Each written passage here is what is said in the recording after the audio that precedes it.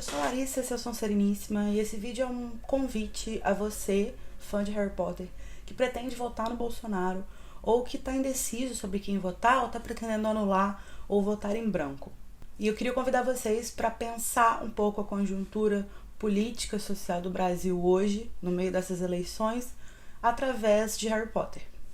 Embora volta e meia alguém fale que a gente não deve misturar Harry Potter e política, é muito claro ao longo da saga e também pela própria trajetória da Rowling que ela usa a literatura dela para falar sobre algumas questões que são importantes para ela. Questões políticas, questões sociais. E a gente sabe disso, inclusive, porque a própria Rowling ela tem declarações em que ela diz que ela usou determinado fato no livro para se referir a determinado fato histórico ou a uma determinada questão na sociedade que incomodava ela. E talvez a maior questão já abordada pela Rowling dessa forma seja a questão do nazismo, que é algo que ela vem expandindo, inclusive, no universo de Animais Fantásticos, né? O Grindelwald é uma figura que sempre lembra muito o Hitler e os ideais dele também lembram muito as ideias do nazismo, os princípios atrás do nazismo, que são esses princípios de pureza, de que existiria uma raça superior e que essa raça teria direito à supremacia, né? Teria direito a dominar as outras, seria melhor do que as outras. No pouco que a gente tem acesso à história do Grindelwald até hoje, ele sempre fala sobre como a sociedade vai sofrer com determinadas coisas, mas isso seria por um bem maior, que seria essa ascensão dos bruxos e essa dominação dos bruxos, e eles não teriam mais que se esconder. Só que esse discurso não vem só com a ideia de liberdade para uma determinada raça que está sendo oprimida. Ele também está atrelado à ideia de que isso só aconteceria por meio da violência contra a outra raça. E é justamente daí que vem toda essa ideia errada, toda essa ideia torta, de que os trouxas seriam inferiores e de que uma pessoa que é nascida trouxa, por exemplo, que tem pais trouxas, mas tem magia, de que essa pessoa seria inferior, porque ela está associada a uma raça que é considerada inferior pelos bruxos conservadores, que se ressentem muito do fato de que essas pessoas, essa raça, não permite que eles sejam os dominantes da sociedade. Existem vídeos sensacionais aqui no YouTube sobre a relação de nazismo e Harry Potter. Eu vou linkar aqui o vídeo da Tami, do Podflu, que eu acho que é essencial para pensar sobre isso, porque eu queria falar um pouco mais sobre outras coisas. Esse vídeo não é exatamente sobre isso. Porque a minha questão é como que isso vai se encaixar no contexto social brasileiro, né? A gente está pensando no nazismo, que é uma coisa lá da Europa, que aconteceu lá, lógico que teve umas ramificações, mas aqui no Brasil, como que isso funciona, como que isso está ligado ao que a gente está vivendo hoje? A gente tem algumas questões sociais no Brasil que são muito importantes e muito problemáticas. Uma delas é o racismo estrutural da nossa sociedade. A gente tem uma história tenebrosa de escravidão da população negra no Brasil. E quando essa escravidão chegou ao fim, ela não foi completamente bem resolvida. Essa não é uma parte da nossa história que a gente resolveu direito. Os escravos que foram libertos, eles não foram reinseridos na sociedade de forma correta. Eles não tiveram oportunidade de se reinserir na sociedade, oportunidade de conseguir um emprego decente. E isso gerou diversas questões que estão na nossa sociedade até hoje. E o racismo estrutural seria basicamente o fato de que a estrutura da sociedade que a gente vive, ela é formada sobre ideais racistas. A estrutura da nossa sociedade é formada sobre a ideia de que brancos são melhores que negros. E aí isso vai atingir as pessoas no nível que não é só você ser ativamente racista com alguém que é prejudicial. Simplesmente o fato que a gente tem comprovações estatísticas de que numa entrevista de emprego, se você tem duas pessoas com currículos exatamente iguais, só que uma é branca e a outra é negra, a branca tem mais chance de ser contratada. Isso é racismo estrutural. Isso é uma sociedade beneficiando uma pessoa apenas por ela ser branca. Independente de ela ser uma boa profissional ou não, porque pode ser. Independente dela ser uma pessoa incrível ou não, porque pode ser. E o racismo estrutural ele não está ligado a pessoas. Eu, como mulher branca, como indivíduo, não sou responsável pelo racismo estrutural. mas eu estou inserida numa lógica que beneficia as pessoas brancas, eu sou beneficiada por essa lógica, então, mesmo que eu ativamente jamais seja racista com alguém, eu continuo fazendo parte de uma sociedade racista. E se eu acredito numa sociedade igualitária, se eu acredito que brancos e negros não são melhores uns que os outros, eu preciso, no meu universo, da forma que eu puder, lutar contra isso. E aí como que isso tem a ver com a questão sociopolítica brasileira? Se os negros foram desde sempre no Brasil relegados a papéis menores, é óbvio que eles não vão ser bem representados politicamente. Isso é algo que nunca foi resolvido no Brasil. Isso é algo que a gente nunca parou para atacar no Brasil, porque a elite do Brasil é branca e isso não interessa para a elite branca brasileira. E é interessante a gente pensar que em Harry Potter isso se reflete muito na questão dos bruxos e dos trouxas, e na verdade a elite bruxa, que seriam os bruxos puro sangue, que são ricos, etc., eles na verdade é a mesma lógica, eles também só são elite porque a sociedade em que eles vivem é racista. Os Malfoys são uma elite social, política e econômica. Mas se você tem, por exemplo, a família do Voldemort, os Gaunt, eles não têm mais dinheiro, eles não têm poder político, mas eles continuam sendo uma família puro sangue, e isso é a única coisa que dá algum tipo de poder para eles. Por isso, somente por isso, eles continuam se achando parte da elite. Além da questão do racismo estrutural, o Brasil também é o país que mais mata LGBTs no mundo. No mundo.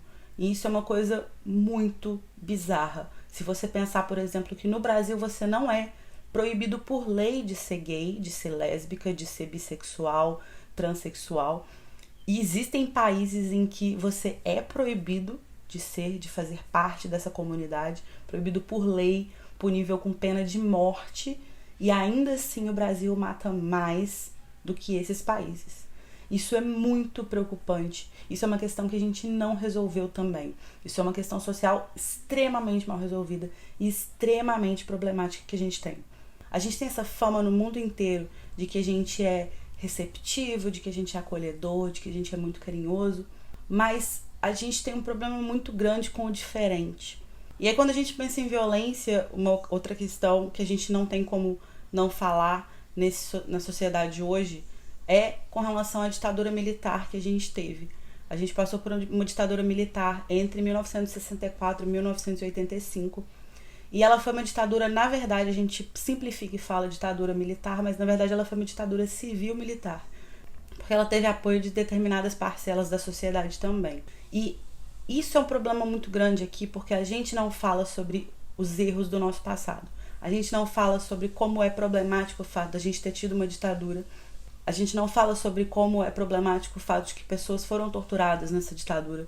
Pessoas eram torturadas sem motivo algum. Não que exista algum motivo que justifique a tortura, mas as pessoas eram taxadas de comunistas simplesmente porque pensavam diferente de alguém e sob esse rótulo de comunista, que era o que justificava tudo na época. As pessoas eram torturadas, as pessoas eram mortas, as pessoas desapareciam. Isso é algo que a gente precisa falar sobre. Porque só falando sobre isso a gente vai ter dimensão do problema que foi e a gente vai evitar que isso aconteça de novo. Isso é algo que a gente vê um pouco refletido no universo de Harry Potter, com essa recusa que as pessoas têm em falar o nome do Voldemort. E a posição do Dumbledore de falar que o medo do nome só aumenta o medo da coisa em si é muito importante, porque ele está falando sobre como que a gente não pode ter medo de falar sobre as nossas ameaças, sobre os medos que a gente tem, e sobre as coisas que rondam a sociedade, que fizeram mal na sociedade. A gente não pode ter medo de falar sobre isso, porque quanto mais a gente esconde essa questão, quanto menos a gente fala sobre isso, mais chance tem de isso acontecer de novo sem a gente se dar conta. E aí, assim, claramente a sociedade bruxa também era muito mal resolvida com o Voldemort, tanto que as pessoas se recusavam a acreditar que ele voltou, porque tem tanto medo de que isso aconteça de novo, que não está nem disposto a enxergar os sinais. Isso é um problema muito sério, porque você precisa enxergar os sinais, por mais que eles sejam assustadores. Se você tiver medo do sinal, se você tiver medo da sombra da coisa, você vai ser paralisado pela coisa. Você não vai nem ver aquilo chegando para poder consertar, para poder evitar. Todas essas questões que eu falei sobre o contexto brasileiro, todas elas esbarram, de alguma forma, nos ideais que são defendidos nos livros de Harry Potter, pelo próprio Harry, pelo Dumbledore, pela Ordem da Fênix. Eles têm uma luta muito grande pelo respeito à diferença, pela igualdade, pela liberdade e pelo combate ao preconceito. A sociedade que a gente vê em Harry Potter é uma sociedade que passou pela opressão de um líder autoritário com ideais próximos ao do nazismo, que é o caso do Grindelwald, e que viu isso ressurgir, de certa forma, na verdade de forma talvez um pouco até mais violenta, com o Voldemort cerca de 40 anos depois. Então é uma sociedade que ainda está cheia de cicatrizes, ela ainda está tentando se recuperar, ainda está tentando passar por um processo de assimilação mesmo do que aconteceu, para tentar evitar que aquilo aconteça. Mas como eu disse, muita gente fecha o olho e não quer falar sobre isso. Por mais que você faça parte de determinados grupos privilegiados, quando algo dessa dimensão acontece, ninguém está a salvo. Você pode passar 2 anos a salvo, você pode passar 5 anos a salvo, você pode passar 10 anos sem que nada aconteça com você nem ninguém da sua família. Mas pode acontecer, porque na verdade todo mundo está vulnerável. Porque basta que alguém invente uma mentira sobre você e te coloque como um alvo para que as pessoas venham atrás de você. O Bolsonaro é um candidato que tem posturas muito, muito parecidas com o fascismo. Preocupantemente parecidas com o fascismo.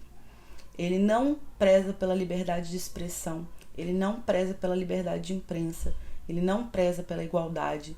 Eu vou ler aqui para vocês declarações que o Bolsonaro fez acerca de 4 temas que eu acho muito importante a gente pensar. Todas essas declarações foram feitas e registradas e eu vou deixar aqui embaixo o link para que vocês possam conferir que eu não estou inventando, não estou colocando palavras na boca dele. O primeiro tema é com relação à tortura. Em uma entrevista à rádio Jovem Pan, o Bolsonaro disse o seguinte: o erro da ditadura foi torturar e não matar. Numa declaração para a TV Bandeirantes, em 99, ele disse: no período da ditadura deveriam ter fuzilado uns 30 mil corruptos, a começar pelo presidente Fernando Henrique, o que seria um grande ganho para a nação. Na sessão de votação pelo impeachment da Dilma Rousseff, em 2016, o Bolsonaro, na hora de votar, todo mundo podia falar alguma coisa, né? Por isso que a gente ficou 50 mil horas assistindo aquele negócio. O discurso do Bolsonaro foi dedicado ao Ustra. Ele disse, pela memória do coronel Carlos Alberto Brilhante Ustra, o pavor de Dilma Rousseff. O Brilhante Ustra era um coronel do exército que era o chefe do DOI-CODE, da ditadura, que era o órgão que prendia, torturava e matava. E ele disse que ele foi o terror da Dilma Rousseff porque ele foi responsável pela tortura dela na ditadura. Vocês conseguem imaginar o Dumbledore fazendo um discurso e oferecendo esse discurso em memória e homenageando com esse discurso a Bellatrix, que é uma pessoa que torturou a família do Neville até que eles enlouquecessem? Vocês lembram que no universo de Harry Potter o uso da maldição de tortura é uma maldição imperdoável, que não é justificável nem em tempos de guerra?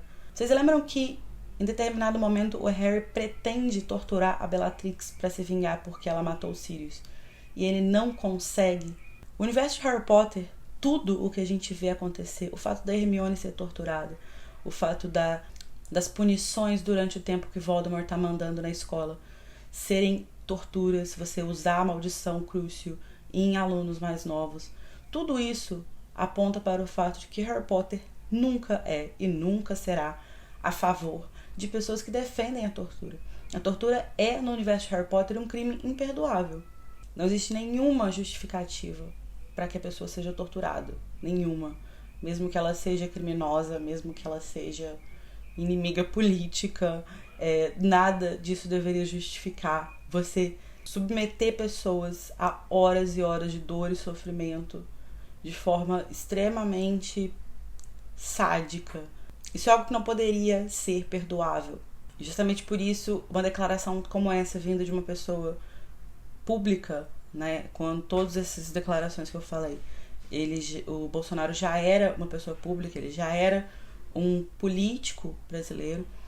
Isso deveria ser passível de punição, porque você incentivar ou homenagear pessoas que torturaram, em nome da tortura que elas fizeram, isso é muito problemático. E isso é muito doentio. O segundo tema é acerca da questão de minorias. Em um encontro na Paraíba em fevereiro do ano passado, de 2017, ele disse: Deus acima de tudo, não tem essa história de Estado laico, não. O Estado é cristão e a minoria que for contra que se mude. As minorias têm que se curvar para as maiorias. Ele também disse, em uma entrevista com a revista Playboy, em junho de 2011, que ele seria incapaz de amar um filho homossexual. Não vou dar uma de hipócrita aqui. Prefiro que um filho meu morra num acidente do que apareça com um bigodudo por aí. Para mim, ele vai ter morrido mesmo. Quando questionado pela Preta Gil, a cantora Preta Gil, o que ele faria se o filho dele se apaixonasse por uma mulher negra, isso foi em março de 2011, ele disse: Ô Preta, eu não vou discutir promiscuidade com quem quer que seja. Eu não corro esse risco porque meus filhos foram muito bem educados e não viveram em ambientes como lamentavelmente é o teu. E aí tem inclusive uma nota aqui, onde estou lendo isso, dizendo que depois disso Bolsonaro argumentou que havia entendido mal a pergunta e que achou que a pergunta era sobre uma possível relação homossexual de algum dos seus filhos, que continua sendo uma coisa problemática, porque a homossexualidade não tem nada a ver com promiscuidade. A gente tem em Harry Potter, como eu já falei, diversas questões de minorias. A gente tem o Rony, que é uma pessoa pobre mesmo, né, que não tem dinheiro pra nada. A gente tem a Hermione, que é nascida trouxa e que, portanto, sofre muito preconceito pra onde ela vai. A gente tem o Lupin, que é lobisomem, que sofre muito preconceito, não consegue emprego, quase não conseguiu estudar, inclusive. Ele só conseguiu estudar porque o Dumbledore resolveu criar um esquema que ele pudesse ir para Hogwarts, porque do contrário ele nem seria aceito na escola. A gente tem a luta que a Hermione trava pelos direitos dos elfos, que são criaturas muito, muito discriminadas e muito abandonadas e exploradas. Então a gente tem diversas questões relacionadas à ideia de minoria política dentro de Harry Potter. E como que a gente vai defender uma pessoa que diz que as minorias têm que se adaptar, ou que você fazer parte de uma minoria significa que você é promíscuo, ou que é melhor você morrer do que fazer parte de uma minoria? É melhor que seu filho morra do que ele seja parte de uma minoria.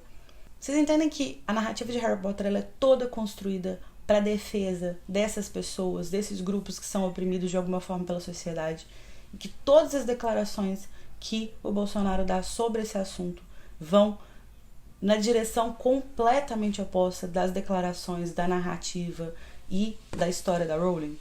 O Bolsonaro também disse recentemente, se não me engano foi semana passada, numa transmissão ao vivo para um telão na Paulista, que ele iria varrer do mapa os bandidos vermelhos e que qualquer pessoa que discordasse do governo dele deveria sair do país ou seria preso.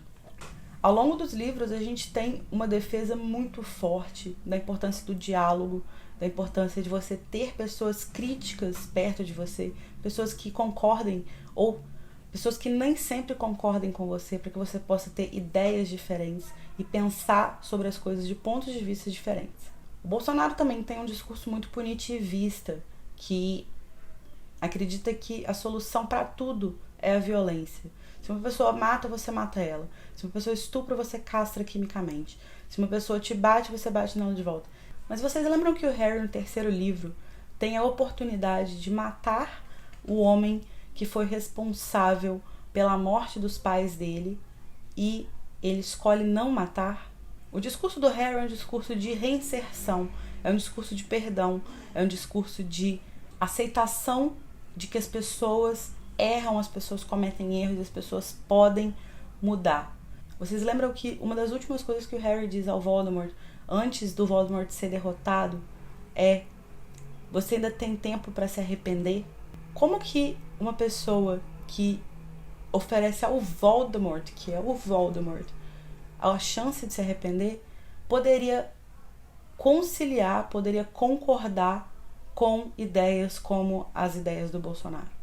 Votar no Bolsonaro hoje é votar na incitação à violência, em um governo que pretende somente prestigiar e valorizar as elites, em um governo que vai desrespeitar a diferença e a individualidade de cada um, e um governo que não vai se preocupar e vai desvalorizar as parcelas mais necessitadas da população.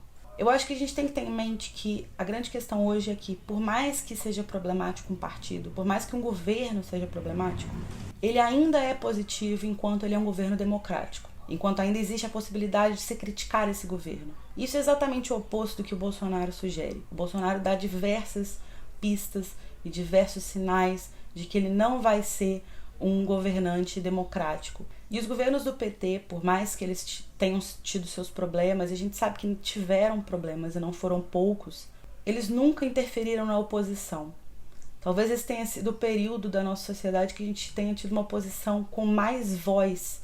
As pessoas faziam manifestações, faziam um boneco inflável do Lula, faziam um adesivo machista e ofensivo da Dilma para colar nos carros. Elas podiam falar o que elas quisessem sobre o governo, e o governo nunca interferiu nisso. Em 13 anos de poder, o governo nunca interferiu na liberdade das pessoas de se oporem a esse governo. Só que o Bolsonaro já deixou muito claro que ele não lida bem com crítica. Qualquer pessoa que critica ele é rapidamente rechaçada, descreditada, chamada de mentirosa, chamada de comunista, chamada de esquerdista, de petralha. Ou seja, ele é um cara que não está disposto a ouvir a oposição. O Dumbledore, apesar de todas as divergências que ele tinha com o Ministério, todos os problemas que ele tinha com o Ministério, ele sempre tentou dialogar com ele. E a queda do Ministério que acontece quando o Rufus Scrimgeour é morto no início do 7º livro é muito simbólica, justamente porque ela representa essa quebra em um governo que, por mais que tivesse seus problemas, por mais que tivesse corrompido, era um governo que ainda representava a instituição que é a base da sociedade bruxa. Você, quando aquilo acontece, você rompe a lógica de um governo regular e você coloca no lugar um governo autoritário. Então, se a gente coloca numa balança, de um lado, o ministério, que você pode criticar, você pode ajudar a mudar, você pode ajudar a melhorar, e do outro, o governo do Voldemort, que você não pode criticar, que você tem que aceitar, que você não pode falar nada contra, senão você morre. O que é melhor, sabe? Olhando para os dois lados. Por mais que o ministério talvez não seja o governo ideal, ele não é muito melhor do que o do Voldemort. Esse domingo, dia 28, a gente tem uma eleição muito importante, uma eleição muito diferente de tudo que a gente já viveu até hoje. São eleições que vão definir o cenário político do Brasil por muitos anos daqui pra frente. E você pode ajudar a eleger um presidente que ninguém sabe o que vai ser. Tem risco de estabelecer um regime autoritário no país. Ou mesmo que ele não faça isso, ele tem todo um aparato militar e estatal para restringir as liberdades das pessoas. Ou você pode ajudar a eleger um presidente que tem uma história de defesa da democracia, da educação e do progresso. E essa deveria ser uma escolha muito simples. Se a gente pensar nos personagens de Harry Potter, a gente tem o Dumbledore, que é um intelectual gay. A Hermione, que é uma nascida trouxa, feminista e militante pelos direitos das minorias. O Lupin, que é um cara que foi hostilizado e teve seus direitos negados a vida inteira por causa do preconceito que as pessoas tinham com a condição dele. E o próprio Harry, que é um órfão que lutou a vida inteira contra uma figura autoritária que acreditava ser melhor do que uma parte da população e que essas pessoas que eram piores do que ele deveriam morrer, deveriam ser varridas do mapa, deveriam se adequar à sociedade que ele achava que era melhor. Se a gente olhar para o pano de fundo de cada um desses personagens e de diversos outros ao longo da saga, eu tenho certeza absoluta de que eles jamais apoiariam ou votariam no Bolsonaro ou em alguém com ideias parecidas com as dele. Então, por que você, que cresceu lendo Harry Potter, que cresceu vendo os filmes de Harry Potter, que tem Harry Potter como uma parte importante da sua vida e da sua formação como pessoa, votaria nele? Você é muito melhor do que Voldemort e você é muito melhor do que Bolsonaro. Então pensa muito bem nesse domingo antes de escolher qual número você vai digitar na urna.